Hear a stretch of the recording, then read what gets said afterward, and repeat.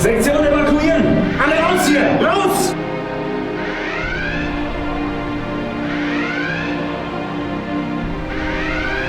Warte, Salle! Corrigan ist noch da drin! Gehen Sie, bringen Sie sie raus! Sehen Sie schon! Corrigan! Corrigan, wo sind Sie? Captain! Hilfe!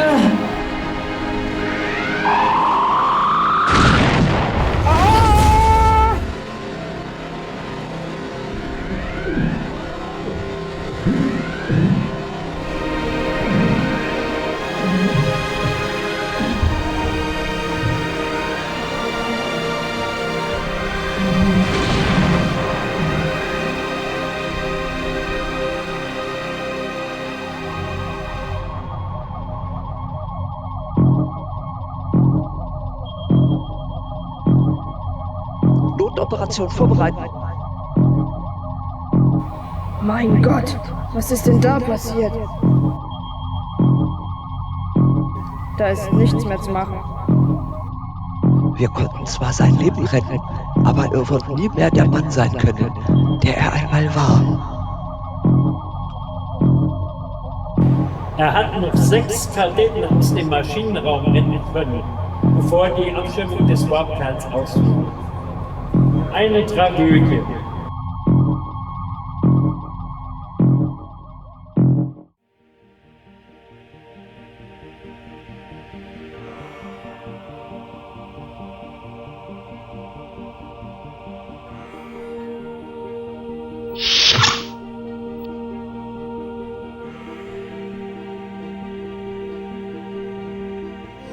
Computerlogbuch der Constitution.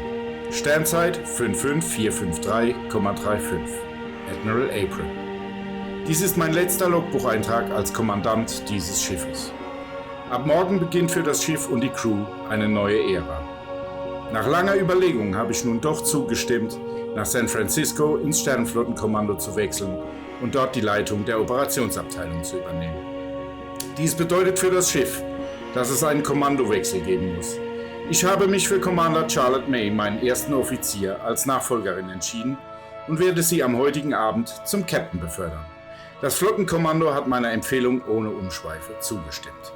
Es ist schwer für mich, nach all diesen Jahren, das Schiff und diese Crew, die ich als meine Familie betrachte, zu verlassen. Aber so ist es nun einmal im Leben. Nichts ist so beständig wie Veränderung. Logbucheintrag Ende.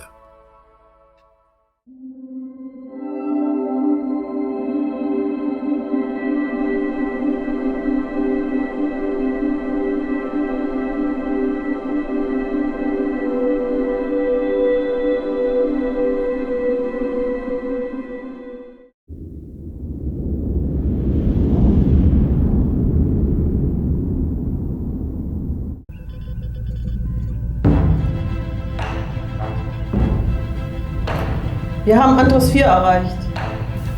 Standard-Orbit.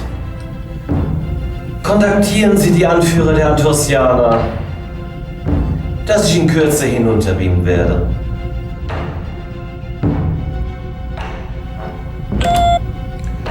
Sicherheit! Stellen Sie einen Landungstrupp zusammen. 10 Mann. Und sehen Sie zu, dass Sie gut bewaffnet sind.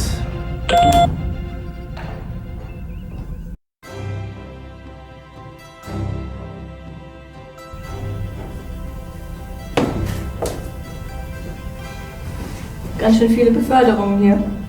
Wie fühlt man sich denn so als neue Chefärztin? Wahrscheinlich genauso gut wie als neuer zweiter Offizier. Moran, Statusbericht.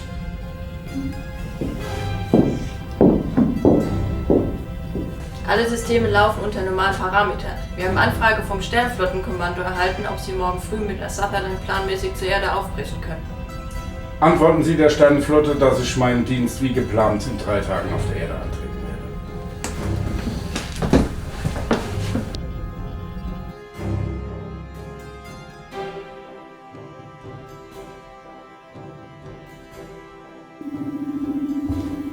werde. Commander? Die Raumstation meldet, dass Lieutenant Commander Tecker zum Beam bereit ist. Na dann wollen wir mal, Chief. Energie.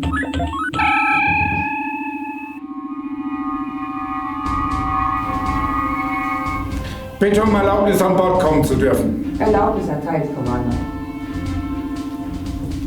Willkommen an Bord, Commander. Vielen Dank, Commander. Es ist mir eine Freude, hier zu sein. Sie kommen direkt von der Valiant? Nein, Ma'am. Ich hatte noch 2 Wochen Landurlaub. Die habe ich auf dieser Station verbracht. Na, dann sind Sie ja frisch und ausgeruht. Wir bleiben noch bis morgen früh angedockt und dann geht es nach Dinobula, wo wir Delegierte an Bord nehmen, um sie nach Korridak zu befördern.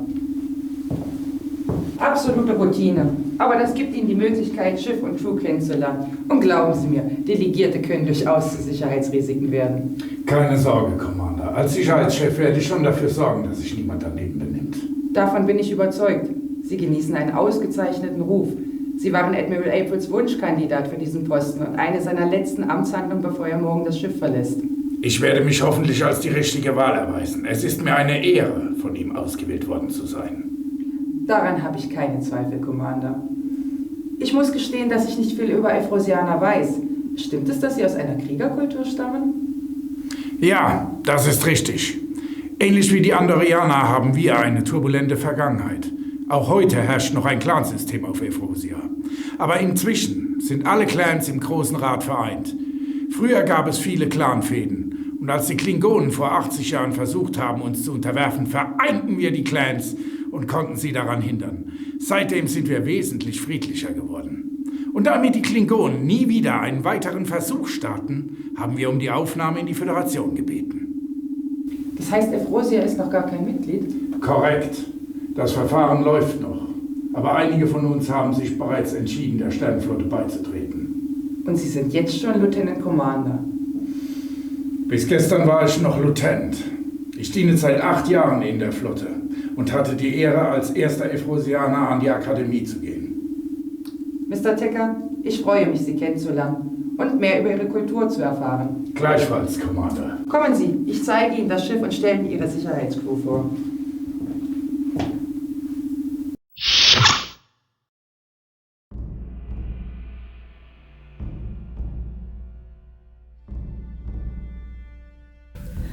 Wir erhalten eine Nachricht von dem Planeten, vom Führungsrat der Antorsianer. Und was sagen Sie? Die Antorsianer bedanken sich für ihr ausgefallenes Angebot, müssen es aber zu ihrem Bedauern ablehnen. Sie sehen es nicht im Einklang mit den Grundwerten ihrer Zivilisation und halten es darüber hinaus für kindisch und absurd. Sie wagen es! Ich erweise Ihnen die Ehre, Teil meiner Initiative zu werden, der Galaxis Frieden und Ordnung wiederzugeben. Ich biete Ihnen einen Platz an meiner Seite an. Und Sie verspotten mich? Das werden Sie bereuen. Lieutenant, laden Sie die Photonentorpedos. Visieren Sie die Hauptstadt der Antorsianer an und machen Sie sich feuerbereit. Captain Gars, das können Sie nicht machen. Sie können doch nicht auf eine Stadt voller Zivilisten schießen. Nicht Captain Gars. Von jetzt an reden Sie mich mit Lord Gars an. Diese Leute werden mich respektieren. Und wenn ich sie dazu zwingen muss. Nein, ich bin Ihnen treu gefolgt und habe Ihre immer häufiger werdenden Aussetzer gedeckt. Sie haben viel durchgemacht und ich wollte loyal sein. Aber das geht zu weit. Captain, Sie sind nicht mehr Herr Ihrer Sinne. Und als erster Offizier ist es meine Pflicht, das Schiff und die Mannschaft zu schützen. Ich enthebe Sie Ihres Kommandos. Das ist Verrat, Palmer! Das lasse ich nicht mit mir machen! Ich bin Lord Gars! Und Sie werden mir gehorchen! Oder die Konsequenzen tragen! Sicherheit! Entfernen Sie den Lieutenant von meiner Brücke!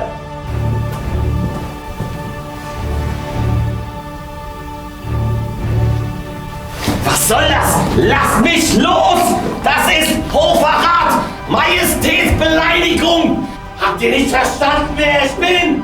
Ich bin Lord Gars! Lord Gars!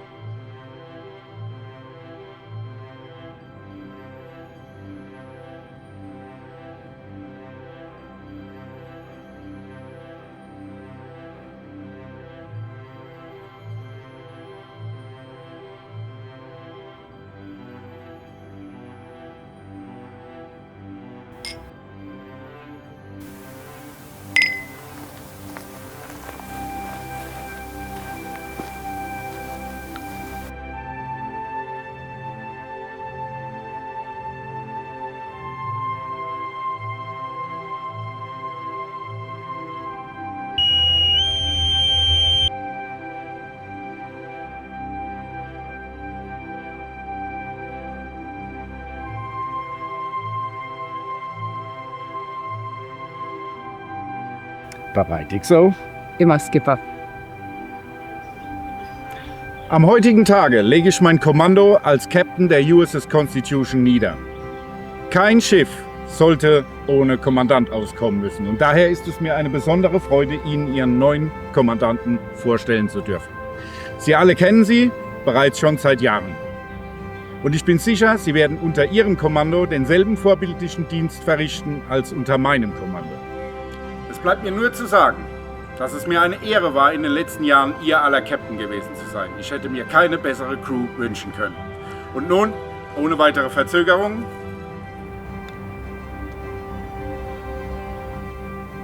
Commander Charlotte May. Aufgrund herausragender Leistungen im Dienst als mein erster Offizier befördere ich Sie zum Captain und ernenne Sie zum Kommandanten der USS Constitution mit allen dazugehörigen Pflichten und Privilegien. Computer? Bereit.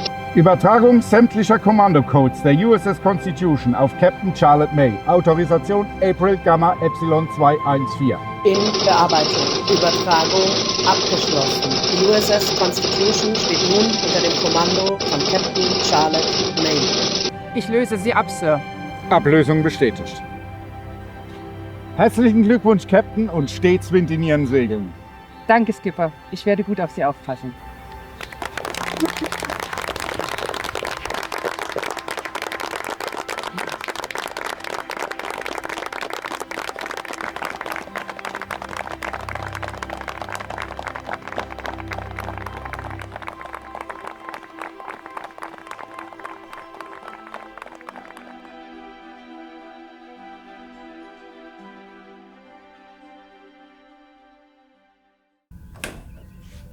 Logbucheintrag.